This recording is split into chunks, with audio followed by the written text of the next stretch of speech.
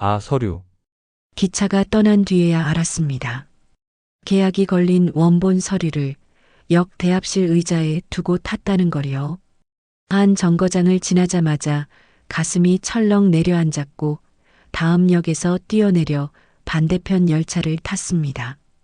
되돌아가는 40분 내내 손바닥엔 식은땀이 흥건했어요. 2025년 3월 12일 오후 4시 35분 청원역 대합실.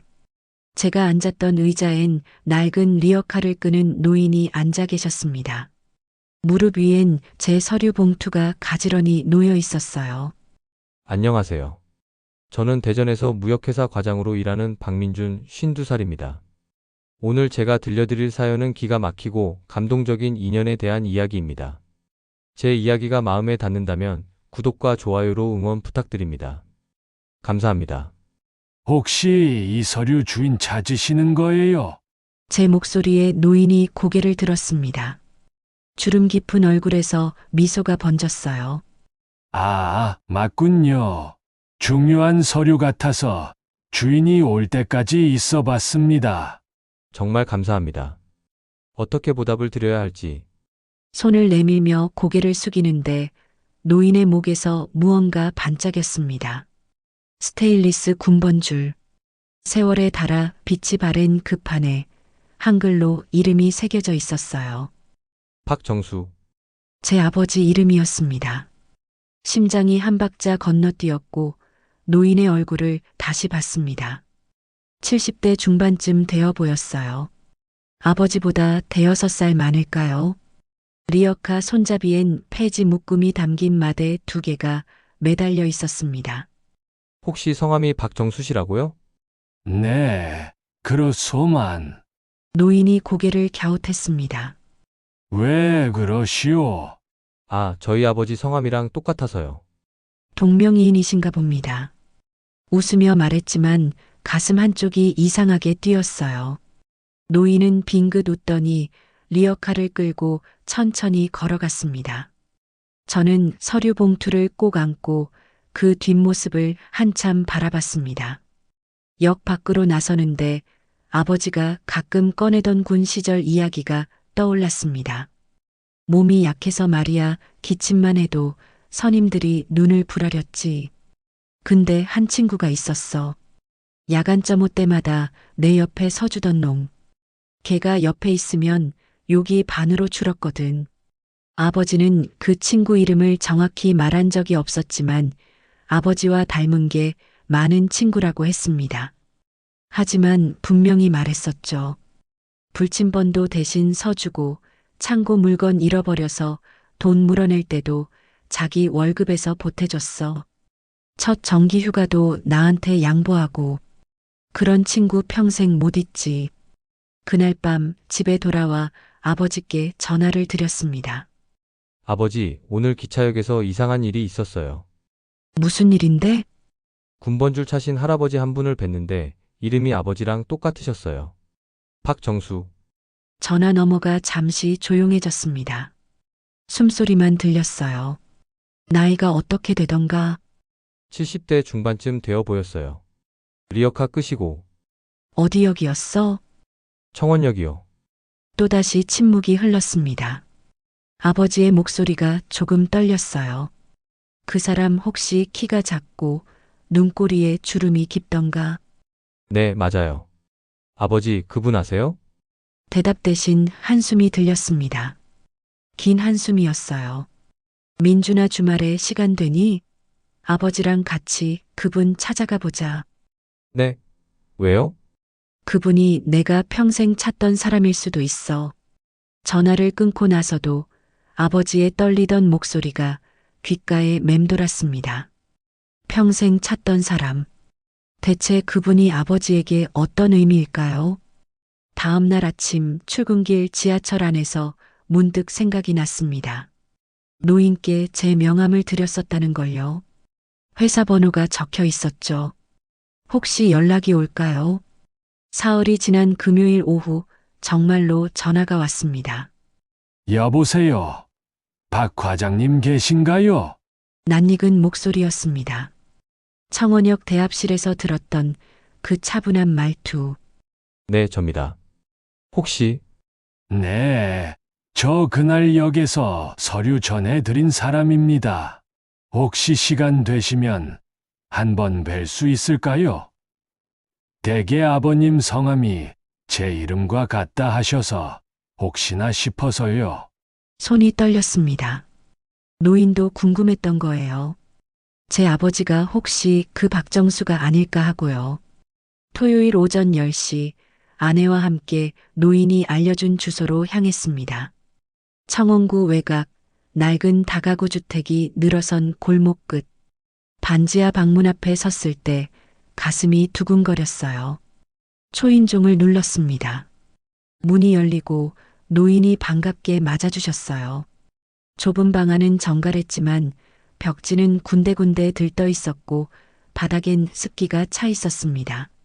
선반 위에 작은 액자 하나가 놓여 있었어요. 군복을 입은 두 청년의 흑백 사진. 오른쪽 청년은 젊은 시절 아버지였습니다. 왼쪽 청년이 바로 지금 제 앞에 앉아 계신 노인이었고요. 이 사진이 말을 잇지 못했습니다. 노인이 천천히 고개를 끄덕였어요. 1979년도 강원도 화천 부대에서 찍은 겁니다. 제 옆에 계신 분이 박정수 이병, 댁의 아버님이 맞으신지 궁금해서요. 맞습니다. 저희 아버지세요. 노인의 눈가에 물기가 맺혔습니다. 손이 가볍게 떨렸어요. 그래요, 그분 아들이 정말. 아내가 제 손을 꼭 잡았습니다. 저도 모르게 눈시울이 뜨거워졌어요. 노인은 선반 아래 서랍을 열고 낡은 봉투 하나를 꺼냈습니다. 봉투 안에서 종이 몇 장이 나왔어요. 우체국 송금 영수증, 납부 영수증, 그리고 찢긴 메모지 한 장. 이게 뭔가요? 노인이 첫 번째 영수증을 펼쳐 보였습니다. 1980년 3월, 댁의 아버님 어머니가 급히 수술하셔야 했어요. 보증금이 필요했는데 제가 먼저 넣어드린 겁니다. 영수증에 제 이름이 있죠. 두 번째 영수증엔 부대 비품 분실 납부금이라고 적혀 있었습니다. 창고에서 물건이 사라졌을 때예요. 댁의 아버님이 당번이셔서 돈을 물어내야 했는데 제가 월급 모은 돈으로 일부를 대신 냈습니다. 마지막 메모지는 연필로 삐뚤삐뚤 쓴 글씨였어요. 휴가 교환 박정수 이병에게 양보함. 집에 급한 일 있음. 이건 제 첫 정기휴가 날짜였어요. 댁의 아버님 집에 급한 일이 있다길래 제가 양보했죠. 노인이 작은 목소리로 말했습니다. 자네 아버지가 기침만 하면 선임들이 몰아붙였어요. 체력 검정 때마다 꼴찌였고 야간 점호 때마다 혼났죠. 그럴 때마다 제가 옆에 섰습니다. 욕은 같이 먹으면 덜 아프더군요. 아내가 손수건으로 눈가를 닦았습니다. 저도 목이 메었어요. 노인은 계속 이어갔습니다. 불침번도 대신 서주고 당직도 바꿔주고 그렇게 2년 동안 함께 버텼습니다. 제대하던 날 댁의 아버님이 제 손을 꼭 잡고 그러더군요. 꼭 성공해서 다시 만나자. 라고요. 그런데 왜 연락이 끊기신 거예요? 노인이 쓸쓸히 웃었습니다. 제대하고 나서 각자 바쁘게 살았죠. 전화번호도 몇 번 바뀌고 주소도 옮기고 어느새 40년이 흘렀더군요. 댁의 아버님도 저를 찾으셨을까요? 네. 아버지가 늘 말씀하셨어요. 평생 못 잊을 친구라고요. 노인의 눈에서 눈물이 흘러내렸습니다. 마른 손으로 얼굴을 가렸어요. 방을 나서는 길, 저는 아버지께 전화를 걸었습니다. 아버지 맞아요. 그분 아버지가 찾으시던 그 박정수님 맞아요. 전화 너머에서 아버지의 숨소리가 거칠어졌습니다. 민준아 주소 좀 보내줘. 내일 당장 가겠다. 다음 날 일요일 아버지가 대전에서 올라오셨습니다. 함께 다시 그 반지하 방 앞에 섰을 때 아버지의 손이 떨리고 있었어요. 초인종을 누르고 나서 문이 열리기까지의 몇 초가 영원처럼 느껴졌습니다. 문이 열렸습니다. 두 노인이 마주 섰어요. 말보다 먼저 포옹이 있었습니다. 정수야, 정수야. 두 사람은 그렇게 한참을 껴안고 울었습니다.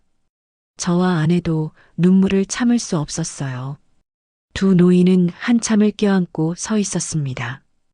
아버지의 어깨가 들썩이고 박정수 할아버지의 등이 떨렸어요. 저와 아내는 조용히 뒤로 물러나 서 있었습니다. 정수야, 정말 너 맞지? 그래, 나야. 46년 만이구나. 아버지가 할아버지의 어깨를 붙잡고 한 걸음 떨어져 섰습니다. 주름진 얼굴을 천천히 훑어보며 눈물을 닦았어요. 많이 늙었지? 아니, 여전하네. 눈만 봐도 알겠어. 그때 그 눈빛 그대로야. 둘은 작은 탁자를 사이에 두고 마주 앉았습니다. 저는 부엌에 가서 물을 끓였어요. 아내가 냉장고를 열어봤는데 김치 한 통과 달걀 2개, 우유팩 하나가 전부였습니다. 거실로 돌아왔을 때 아버지가 벽에 습기 자국을 만지고 계셨어요. 정수야, 여기서 얼마나 살았어? 한 5년 됐나? 월세가 저렴해서. 보일러는 잘 돌아가? 응, 괜찮아. 겨울엔 좀 춥지만. 아버지의 표정이 굳었습니다. 제 쪽을 돌아보며 눈빛으로 신호를 보냈어요. 이곳은 안 되라는 뜻이었죠. 따뜻한 차를 내왔습니다. 할아버지가 종이컵을 두 손으로 감싸 쥐었어요. 너는 어떻게 지냈어? 나, 그럭저럭 살았지. 공장 다니다가 작은 가게 했다가 지금은 은퇴했고, 큰애가 하나 있어. 저 녀석이야. 아버지가 저를 가리켰습니다. 할아버지가 미소 지으며 고개를 끄덕였어요. 아들 닮았네. 착하게 생겼어. 정수야, 넌? 가족은? 할아버지의 미소가 사라졌습니다. 차를 한 모금 마시고 나서 천천히 입을 열었어요.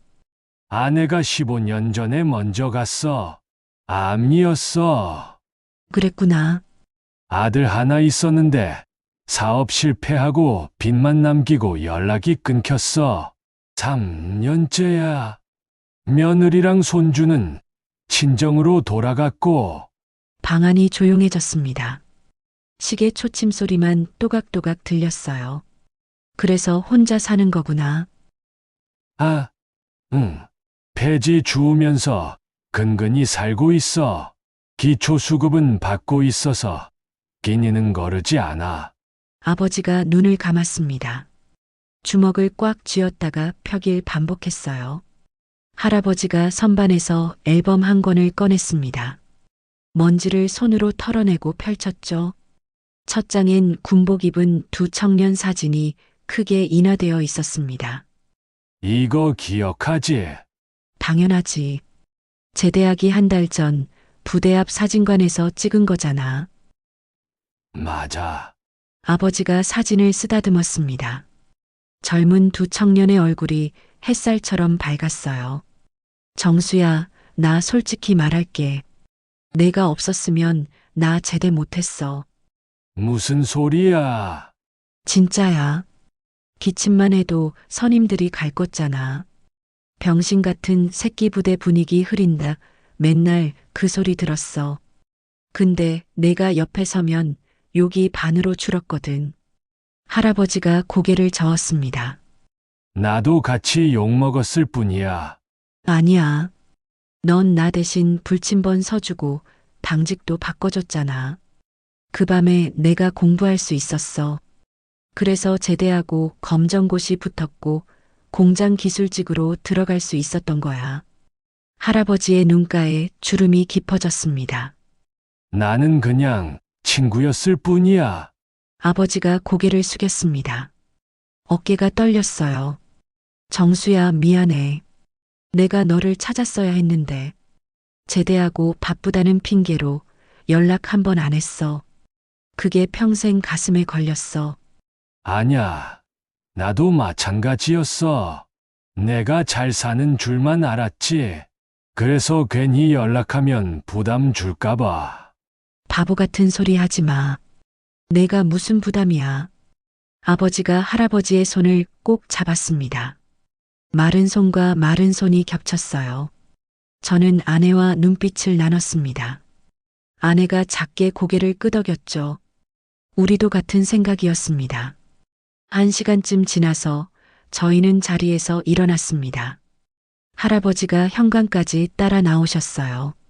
오늘 정말 고마웠어. 내 덕분에 오랜 숙제를 푼 기분이야. 무슨 말을. 내가 고맙지. 다음 주에 또 올게. 같이 밥 먹자. 그래, 그러자. 집으로 가는 차 안에서 아버지가 한참을 말없이 창밖만 보셨습니다. 신호등이 빨간불로 바뀌었을 때 아버지가 입을 열었어요. 민준아, 네, 아버지. 정수 저렇게 살면 안 되겠다. 저도 그 생각했어요. 반지 안은 너무 습해. 관절에도 안 좋고 겨울엔 얼마나 춥겠어. 나이 드신 분이. 아버지의 목소리가 떨렸습니다. 제가 알아볼게요. 작은 전셋집이라도 구해드리죠. 그래, 그러자. 아버지가 보증금 보탤게. 내가 가전이랑 살림 좀 챙겨주고. 알겠습니다. 뒷좌석에서 아내가 끼어들었습니다. 저도 도울게요. 커튼이랑 이불 같은 건 제가 준비할게요. 아버지가 백미러로 아내를 보며 고맙다는 눈빛을 보냈어요. 집에 도착해서 저는 노트북을 열고 청원구 인근 전월세 매물을 검색하기 시작했습니다. 역세권, 1층이나 2층, 방 한 칸에 작은 주방. 조건을 정리하며 하나씩 체크했어요. 그날 밤 아버지에게서 문자가 왔습니다. 민준아, 아버지가 은행 갔다 왔다. 정기예금 하나 깼어. 보증금은 걱정 마. 답장을 보냈습니다. 아버지, 제가 절반 보탤게요. 같이 해요. 곧 답이 왔습니다. 고맙다, 아들. 다음 날 월요일 회사에서 점심시간에 부동산 앱을 켰습니다. 적당한 매물 서너 개를 골라서 부동산에 전화를 걸었어요. 수요일 오후에 현장 보러 가기로 약속했습니다. 화요일 저녁 할아버지께 전화를 드렸습니다. 할아버지, 저 민준이에요. 민준이. 웬일이야? 할아버지, 수요일에 시간 되세요? 아버지랑 제가 모시러 갈게요. 무슨 일인데? 그냥 같이 나들이 좀 하려고요. 할아버지가 웃으며 대답했습니다. 그래, 좋지. 오래간만에 나들이네. 수요일 오후 2시 아버지와 함께 할아버지를 모시러 갔습니다. 할아버지는 깨끗한 옷으로 갈아입고 나오셨어요. 면도도 새로 하셨더군요. 어디 가는 거야? 가면 알아요. 경치 좋은 데 갑니다. 차로 15분쯤 달려서 청원구 내수 작은 주택가에 도착했습니다. 부동산 사장님이 문 앞에서 기다리고 계셨어요. 여기가 오늘 보실 집입니다. 2층이고요. 깨끗해요. 문을 열자 햇살이 환하게 들어오는 거실이 보였습니다. 방 한 칸, 주방, 화장실. 작지만 아늑했어요. 할아버지가 멈춰 섰습니다. 여긴 왜 온 거야? 아버지가 할아버지의 어깨에 손을 얹었습니다. 정수야, 여기서 살자. 우리가 집 구해줄게. 뭐라고? 반지하는 안 돼. 나이 드신 분이 저렇게 사시면 어떡해. 여기 전세 보증금은 내가 낼게. 민준이가 가전이랑 가구 챙겨주고. 할아버지의 눈에서 눈물이 흘러내렸습니다. 고개를 저으며 손을 내저었어요. 안 돼. 이건 너무 큰 은혜야. 무슨 은혜야. 내가 나한테 해준 게 얼마인데. 이건 시작도 안 돼. 하지만, 정수야. 아버지의 목소리가 단호했습니다. 넌 내 목숨을 살린 친구야. 그때 내가 없었으면 난 군대에서 버티지 못했어. 그 은혜를 평생 못 갚을 줄 알았는데 이제라도 기회가 생긴 거야.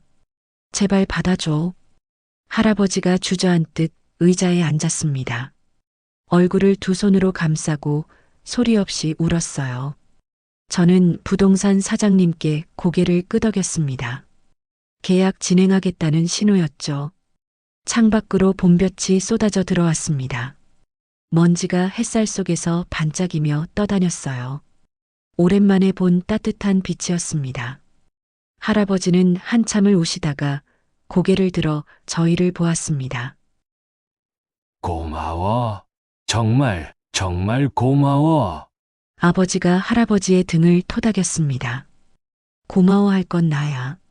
46년 늦었지만 이제라도 은혜 갚게 해줘서. 그날 우리는 계약서에 도장을 찍었습니다. 이사는 다음 주 토요일로 잡았어요. 그 사이에 할아버지의 짐을 정리하고 새 집에 필요한 물건들을 준비하기로 했습니다. 저녁에 할아버지를 모셔다 드리고 돌아오는 길 아버지가 말했습니다. 민준아, 정수한테 병원 검진도 한번 받게 해야겠다. 좋은 생각이에요. 제가 예약할게요. 그리고 보훈청에도 한번 알아봐야겠어. 참전용사 지원 같은 게 있을 거야. 네, 제가 알아볼게요. 차창 밖으로 석양이 지고 있었습니다. 아버지의 옆 얼굴을 보니 처음으로 편안한 표정이었어요. 46년 동안 가슴에 묻어두었던 빚을 이제야 갚을 수 있게 된 거죠. 저도 가슴이 따뜻했습니다. 아버지의 친구를 제가 함께 모실 수 있다는 게 자랑스러웠어요. 그날 밤 잠들기 전 문득 생각했습니다. 46년 전 두 청년이 서로를 지켜주며 버텼던 그 시간들이 이렇게 다시 이어지는 거라고요. 이사 날짜가 다가왔습니다. 토요일 아침 9시 저와 아내는 할아버지 댁으로 향했어요. 아버지는 먼저 도착해 계셨습니다. 문을 열자 할아버지가 방 한가운데에 앉아 낡은 상자들을 들여다보고 계셨어요. 왔구나. 짐이 별로 없어서 금방 끝날 거야. 상자는 5개뿐이었습니다. 40년을 살아온 흔적치곤 너무 적었어요. 옷가지 몇 벌, 그릇 서너 개, 낡은 이불 한 채. 아내가 제 팔을 꼭 잡았습니다. 민준아, 저기 좀 봐. 아내가 가리킨 곳엔 군화 한 켤레가 놓여 있었습니다. 오래되어 가죽이 갈라지고 굽이 닳았지만 깨끗하게 닦여 있었어요. 할아버지, 이건 뭐예요? 그거. 제대할 때 신고 나온 군화야. 버리지 못하고 계속 갖고 있었지. 아버지가 군화를 집어들었습니다. 한참을 말없이 바라보더니 천천히 입을 열었어요. 정수야, 이거 내가 기억하는 그 군화 맞지? 응. 맞아. 이걸 왜 간직한 거야? 할아버지가 쓸쓸히 웃었습니다. 너랑 같이 행군하던 날이 생각나서 내가 기침하면서도 끝까지 걸었잖아. 나는 내 배낭까지 들어줬고. 그랬지. 아버지의 목소리가 떨렸습니다. 상자를 정리하다가 작은 수첩 하나가 바닥에 떨어졌습니다.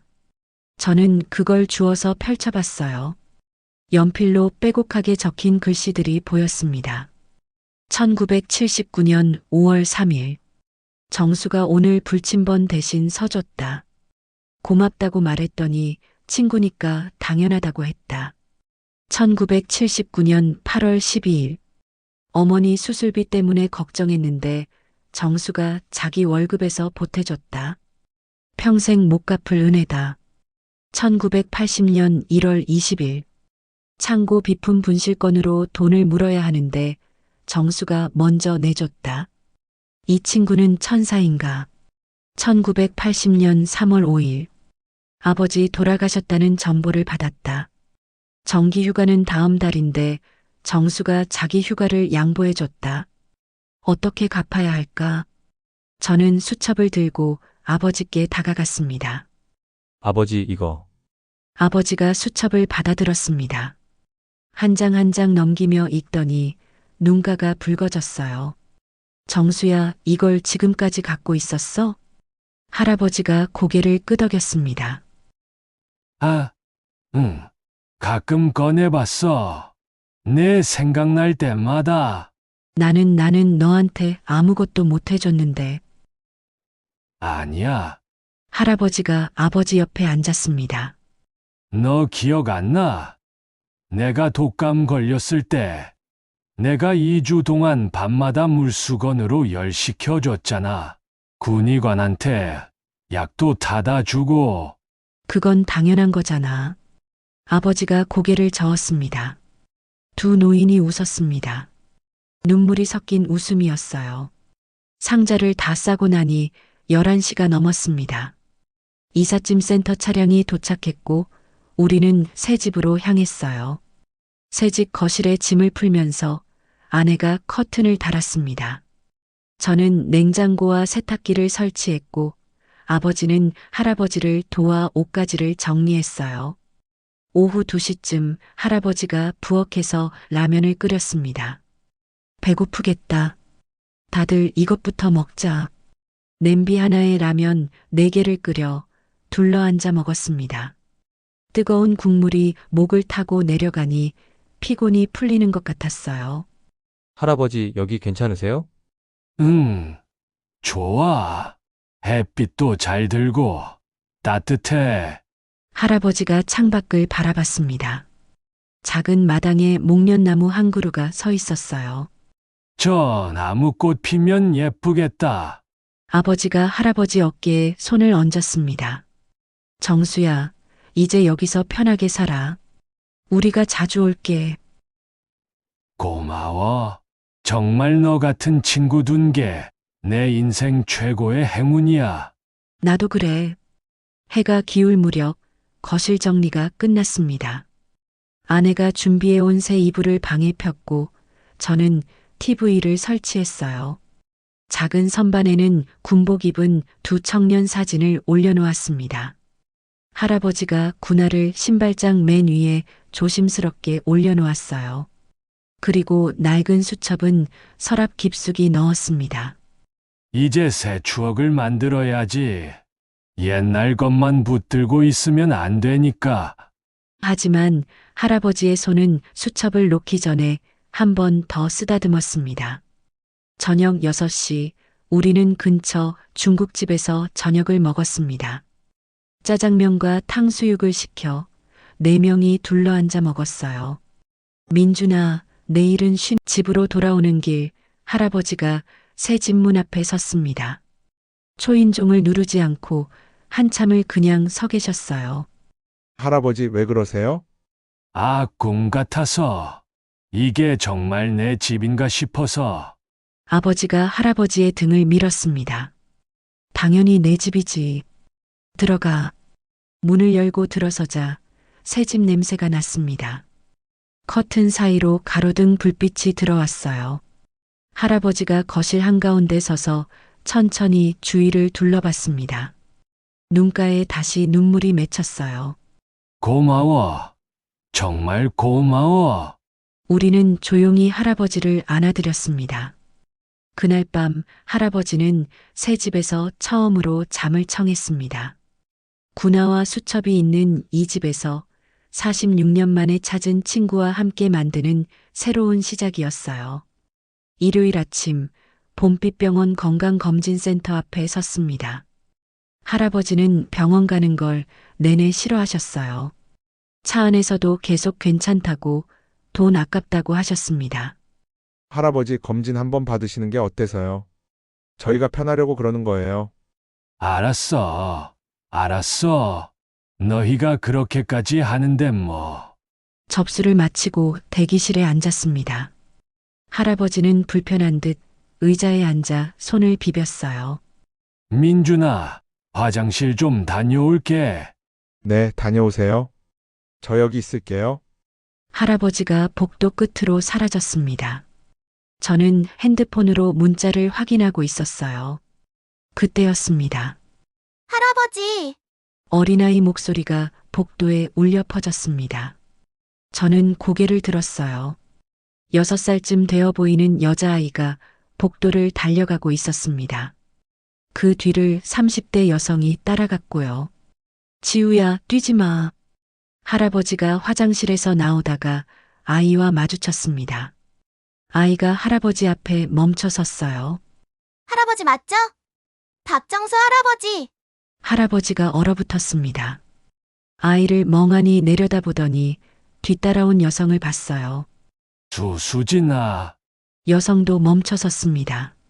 손에 들고 있던 가방이 바닥에 떨어졌어요. 아버님? 저는 자리에서 벌떡 일어났습니다. 이게 무슨 상황인지 파악이 안 됐어요. 할아버지, 저분들이 누구세요? 할아버지는 대답하지 못했습니다.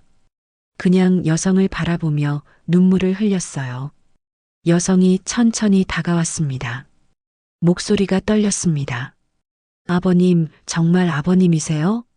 수진아, 내가 여기 왜? 저희가 아버님을 찾고 있었어요. 2년 동안요. 제 심장이 쿵쿵 뛰었습니다.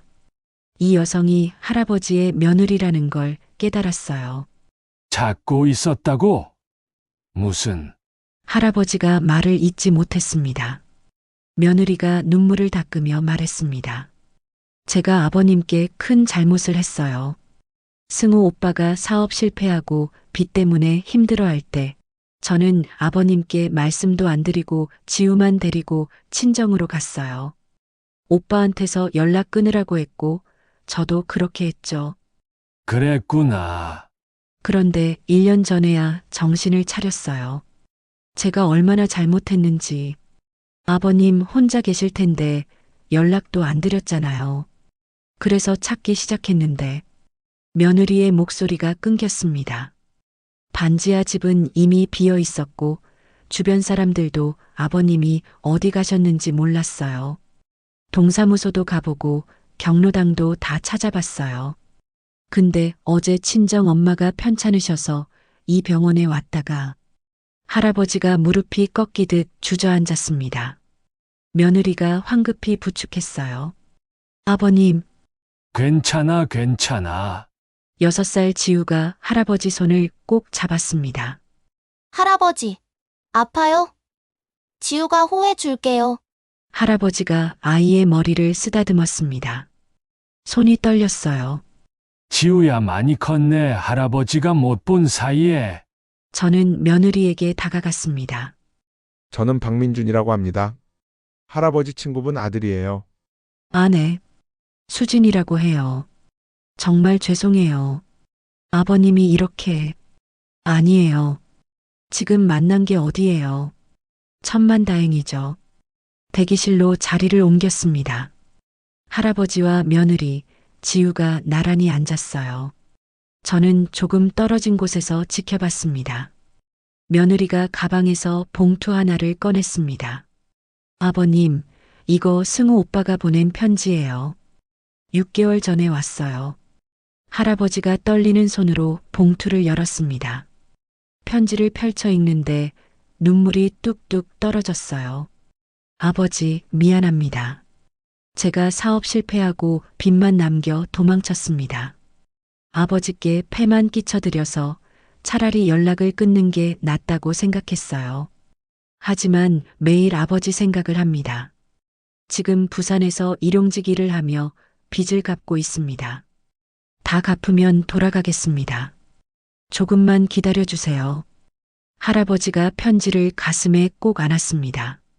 바보 같은 놈 왜 혼자 버티려고 해? 며느리가 말했습니다. 오빠한테 전화했어요. 아버님 찾았다고. 오빠가 울면서 이번 주말에 꼭 올라온대요. 그래, 그래. 할아버지가 지우를 무릎에 앉혔습니다. 아이가 할아버지 목을 껴안았어요. 할아버지, 보고 싶었어요. 엄마가 할아버지 사진 보여주면서 매일 얘기해줬어요. 할아버지도 보고 싶었어. 지우야, 그때 간호사가 호명했습니다.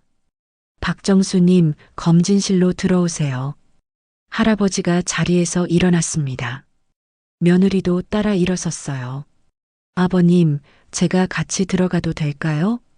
그래, 같이 가자. 세 사람이 검진실로 들어갔습니다. 저는 대기실에 혼자 남아 창밖을 바라봤어요. 가슴이 뭉클했습니다.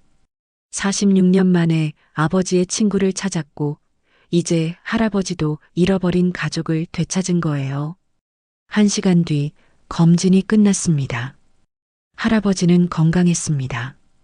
다만 관절이 안 좋으니 무리하지 말라는 소견이었어요. 병원 앞에서 며느리가 고개를 숙였습니다. 민준 씨, 정말 감사해요. 아버님을 돌봐주셔서. 아니에요. 저희 아버지 친구분이니까요. 아버님, 지금 어디 계세요? 새 집으로 모셨어요. 주소 알려드릴게요. 며느리가 눈물을 닦았습니다. 제가 더 빨리 정신 차렸어야 했는데, 지금이라도 찾으신 게 어디예요? 할아버지 얼마나 기뻐하세요. 지우가 할아버지 손을 잡고 깡충깡충 뛰었습니다. 할아버지, 우리 집에 놀러 와요. 지우 방도 보여줄게요. 그래, 꼭 갈게. 할아버지의 얼굴에 환한 웃음이 번졌습니다. 3년 만에 보는 웃음이라고 했어요. 집으로 돌아가는 차 안에서 할아버지가 말했습니다. 민준아, 오늘 기적이 일어났어. 그러게요. 정말 우연이었죠. 우연이 아니야. 내 아버지가 날 찾아준 덕분이야. 새 집으로 이사 안 했으면 며느리가 날 못 찾았을 거야. 맞는 말이었습니다. 반지하 집에 계셨다면 며느리는 영영 할아버지를 못 찾았을지도 몰라요. 할아버지, 아버지한테 전화드려야죠. 이 소식 들으면 얼마나 좋아하실까? 그래, 전화하자. 오늘 저녁은 같이 먹어야지. 핸드폰을 꺼내 아버지께 전화를 걸었습니다. 아버지, 큰일 났어요. 아주 좋은 일이요. 전화 너머로 아버지의 놀란 목소리가 들렸습니다. 오늘 할아버지는 친구뿐 아니라 가족도 되찾았습니다. 금요일 저녁 할아버지에게서 전화가 왔습니다. 민준아, 승호가 내일 온대. 부산에서 새벽차 타고. 목소리가 떨렸어요. 기대 반, 걱정 반이었습니다. 좋으시겠어요, 할아버지. 근데 말이야, 난 뭐라고 말해야 할지 모르겠어. 3년 만인데. 그냥 안아주세요. 말은 나중에 하시고. 그래야겠지. 토요일 아침 8시, 저와 아버지는 할아버지 집으로 향했습니다. 문을 열고 들어서니 할아버지가 거실을 왔다 갔다 하고 계셨어요. 정수야, 왜 그래? 앉아 있어. 아니, 그냥 가만히 있으니까 더 불안해서. 아버지가 할아버지를 의자에 앉혔습니다. 긴장하지 마. 내 아들이잖아. 그게 내가 뭘 잘못한 건 아닌지. 그 애가 혼자 힘들었을 텐데. 아니야. 승우가 스스로 선택한 거야. 넌 잘못한 게 없어. 할아버지가 손을 비볐습니다. 손바닥에 땀이 맺혔어요. 9시 30분 초인종이 울렸습니다. 할아버지가 벌떡 일어났습니다. 문 쪽을 보다가 다시 앉았다가 또 일어섰어요. 내가 문 열까? 당연하죠, 할아버지. 할아버지가 떨리는 손으로 문을 열었습니다. 문 밖에 40대 남자가 서 있었습니다. 야위고 검게 탄 얼굴, 낡은 점퍼, 손엔 큰 가방 하나. 아버지, 승우였습니다. 두 사람은 말없이 서 있었습니다. 10초쯤 지났을까요? 할아버지가 먼저 팔을 벌렸습니다. 승우가 가방을 떨어뜨리고 달려들었어요. 두 사람이 껴안고 울었습니다. 아버지, 죄송해요. 정말 죄송해요. 바보야, 바보야. 할아버지가 아들의 등을 두드렸습니다. 계속 두드렸어요. 저와 아버지는 조용히 부엌으로 물러났습니다. 물을 끓이는 척하면서 두 사람에게 시간을 드렸어요. 한참 뒤 승우가 거실에 들어왔습니다. 저희에게 고개를 숙였어요. 안녕하세요. 저는 박승호라고 합니다. 여기는 민준이 나의 친구 아들이고, 여기는 내 친구 정수 민준이의 아버지이지. 아버지가 승우와 악수를 나눴습니다. 승우가 할아버지 옆에 앉았습니다. 눈이 충혈되어 있었어요. 아버지, 여기가 새 집이세요? 아, 응. 정수가 그러니깐 나의 친구가 나를 구해줬어. 승우가 아버지를 봤습니다. 그리고 다시 고개를 숙였어요. 감사합니다. 정말 어떻게 감사드려야 할지. 괜찮아. 나도 내 아버지한테 받은 게 많아서. 승우가 가방에서 통장 하나를 꺼냈습니다. 아버지, 이거 300만 원 모았어요. 빚 다 갚았고, 이제부터 다시 모을 거예요. 그래, 고생했다. 부산에서 일용직하면서 매일 아버지 생각했어요. 제가 너무 한심해서 차라리 연락 안 하는 게 낫다고 생각했는데, 할아버지가 아들의 손을 잡았습니다. 이제 됐어. 돌아왔으니까 수진이랑 지우는요? 내일 온대. 오늘은 우리끼리 있자고 했어. 승우가 고개를 끄덕였습니다. 눈물을 닦았어요.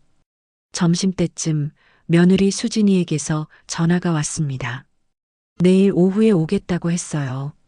지우가 할아버지 보고 싶어서 난리라고. 저녁은 할아버지가 직접 끓인 김치찌개를 먹었습니다. 승우가 밥을 2그릇이나 먹었어요. 아버지 김치찌개 맛 3년 만에 먹어봐요. 맛있니? 네, 최고예요. 식사 후 할아버지가 선반에서 군복 사진을 꺼냈습니다. 승우에게 보여주며 말했어요. 이분이 내 아버지 친구야. 승우가 사진을 들여다봤습니다. 닮으셨네요. 지금도. 아버지가 웃었습니다. 그때는 젊었지. 저희 아버지를 이렇게 챙겨주셔서 정말 감사드려요. 승우가 눈물을 글썽였습니다. 저도 아버지한테 좋은 아들이고 싶었어요. 근데 사업 실패하고 빚만 지고 한심했어요. 할아버지가 아들의 어깨를 두드렸습니다. 실패는 누구나 해. 중요한 건 다시 일어서는 거야. 넌 잘했어. 감사합니다. 아버지. 밤이 깊어갔습니다. 저와 아버지는 자리에서 일어났어요. 할아버지와 승우에게 시간이 필요했거든요. 우리는 갈게. 내일 다시 올게. 고마워, 정수야. 민준아. 현관에서 승우가 다시 한번 깊게 고개를 숙였습니다. 정말 감사합니다. 두 분이 아니었으면 저희 가족은 영영 흩어졌을 거예요. 천만에. 잘 지내. 차를 타고 돌아오는 길 아버지가 말했습니다.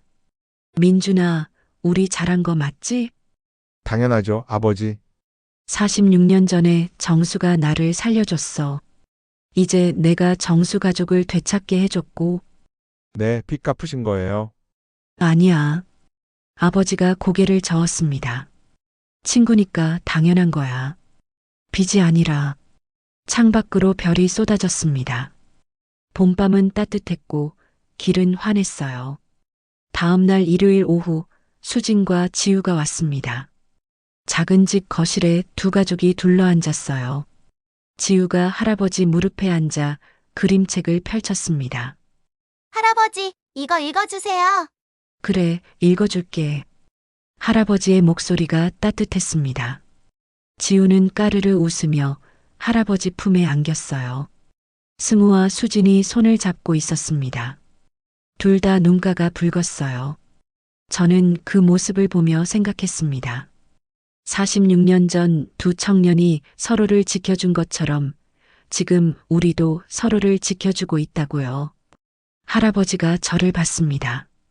미소를 지으며 고개를 끄덕였어요. 고맙다는 눈빛이었습니다. 저도 미소로 답했습니다. 당연한 거예요라고. 한 달이 흘렀습니다.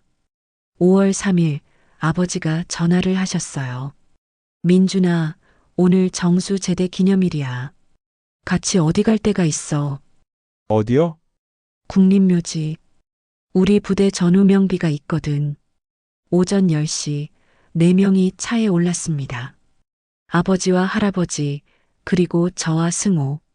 국립묘지 참배를 마치고 우리는 작은 추모비 앞에 섰습니다. 거기엔 할아버지와 아버지가 복무했던 부대 이름이 새겨져 있었어요. 아버지가 준비해온 액자를 펼쳤습니다. 군복 입은 두 청년 사진을 새 프레임에 넣어온 거였어요. 정수야, 이거 여기 놓고 가자. 응, 좋아. 할아버지가 주머니에서 편지 한 장을 꺼냈습니다. 떨리는 손으로 펼쳐 읽기 시작했어요. 친구에게 46년 전 겨울 내가 내 옆에 서주지 않았다면 나는 버티지 못했을 거야. 욕을 반으로 나눠 들어준 밤들, 불침번을 대신 서준 새벽들, 첫 휴가를 양보해준 그 마음. 다 기억해. 제대하고 연락 못한 게 평생 미안했어. 근데 내가 날 찾아줬지. 고마워, 친구야. 할아버지의 목소리가 떨렸습니다. 아버지가 할아버지 어깨를 감싸 안았어요. 나도 고마워, 정수야. 내가 없었으면 난 여기 없었을 거야. 두 노인이 추모비 앞에서 묵념했습니다. 저와 승우도 고개를 숙였어요. 바람이 불었습니다. 나무 사이로 햇살이 쏟아졌어요. 그날 오후 할아버지 집으로 돌아왔습니다. 수진과 지우가 기다리고 있었어요. 저희 아내도 와 있었고요. 거실 탁자엔 음식이 가득했습니다. 수진이 준비한 잡채, 아내가 만든 떡볶이, 할아버지가 부친 전. 자, 다들 앉아. 오늘은 축하하는 날이야. 할아버지가 소주병을 꺼냈습니다. 아버지와 승호 잔에 따르더니 자기 잔도 채웠어요. 뭘 축하하는데? 할아버지? 지우가 물었습니다. 할아버지가 친구를 다시 만난 날이야. 그리고 우리 가족이 다시 모인 날. 우와, 대박! 지우가 박수를 쳤습니다. 모두가 웃었어요. 식사 중에 승우가 봉투 하나를 꺼냈습니다. 아버지, 이거 받아주세요. 뭔데? 부산에서 구한 일자리예요. 정식 계약직이고 월급도 괜찮아요. 그래서 아버지 모시고 부산으로 내려가려고요. 할아버지가 멈칫했습니다. 부산으로? 네. 아버지 혼자 두면 안 될 것 같아서요. 저희 셋이서 작은 집 하나 얻어서 같이 살고 싶어요. 수진이 할아버지 손을 잡았습니다. 아버님, 저희랑 같이 사세요. 지우도 할아버지 보고 싶어 할 거고요. 할아버지의 눈가가 붉어졌습니다. 너희들이 날 받아줄 거야? 당연하죠. 가족인데요. 지우가 할아버지 무릎에 올라앉았습니다. 할아버지, 저희 집에 가요. 지우 방에 할아버지 침대도 놓을 거예요. 할아버지가 아이를 꼭 안았습니다. 어깨가 떨렸어요. 아버지가 할아버지 등을 토닥였습니다. 정수야, 가족이랑 같이 살아야지. 여기는 우리가 정리해 줄게. 근데 이 집은 걱정 마. 전세금 돌려받아서 부산 보증금에 보태면 돼. 우리가 도와줄게. 승우가 고개를 숙였습니다. 정말 감사합니다. 평생 은혜 잊지 않겠습니다. 은혜는 무슨? 친구 아들 도와주는 거 당연한 거지. 저녁을 먹고 나서 할아버지가 선반에서 무언가를 꺼냈습니다. 군화와 낡은 수첩이었어요. 정수야, 이거. 할아버지가 아버지께 군화를 건넸습니다. 이거 내가 가져. 우리 둘이 함께 신고 걸었던 거니까. 아니야, 내가 간직해. 아냐. 나는 이제 새 길을 걸을 거야. 가족이랑 같이. 넌 이걸 갖고 있어. 우리 우정의 증거로. 아버지가 군화를 받아들었습니다. 가슴에 꼭 안았어요. 할아버지가 수첩도 펼쳤습니다. 마지막 장에 새로운 글씨가 적혀 있었어요. 2025년 3월 12일. 청원역에서 친구를 다시 만났다. 46년 만이다. 그리고 새 가족도 생겼다. 민준이와 그 가족. 이제 나는 혼자가 아니다. 아버지가 수첩을 읽고 눈물을 닦았습니다. 고마워, 정수야. 나도 고마워. 두 노인이 포옹했습니다. 우리 모두 박수를 쳤어요. 한 달 뒤 할아버지는 부산으로 내려갔습니다. 이사 가는 날 우리는 모두 나와서 배웅했어요. 지우가 할아버지 손을 잡고 차에 올랐습니다. 할아버지, 빨리 가요. 새 집 보여드릴게요. 그래, 가자.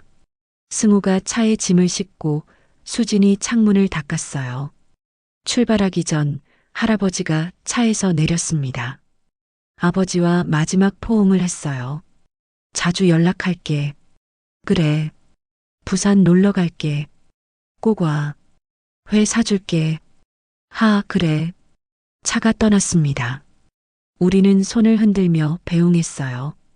차가 모퉁이를 돌아 사라질 때까지 아버지가 하늘을 올려다봤습니다.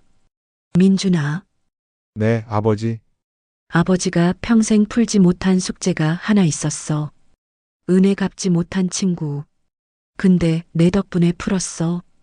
제가 뭘 했어요? 아버지가 하신 거죠? 아니야. 내가 서류 찾으러 역에 갔잖아. 그게 시작이었어. 내가 아니었으면 나는 정수를 영영 못 찾았을 거야. 아버지가 제 어깨를 두드렸습니다. 고맙다, 아들. 천만에요, 아버지. 집으로 돌아오는 길 저는 생각했습니다. 군번줄 하나 영수증 몇 장. 종이보다 얇아 보이던 이름을 우리는 다시 두껍게 세웠어요. 작은 집을 마련해드리고 가족을 되찾게 해드리고 제도를 연결해드리는 일. 우리 가족이 전우에게 드린 아주 늦은 경례였습니다. 그리고 이제 할아버지는 더 이상 혼자가 아닙니다. 여기까지가 제 이야기였습니다. 끝까지 들어주셔서 고맙습니다. 구독과 좋아요는 큰 힘이 됩니다. 그리고 댓글로 여러분의 이야기도 들려주세요. 혹시 여러분 곁에도 잊고 지낸 이름이 있나요? 오랫동안 연락하지 못한 친구나 가족이 있나요? 오늘 그 이름을 한번 불러주세요. 친구야, 고마워. 그리고 잘 지내고 있니? 어디에서 듣고 계신지도 알려주세요. 감사합니다.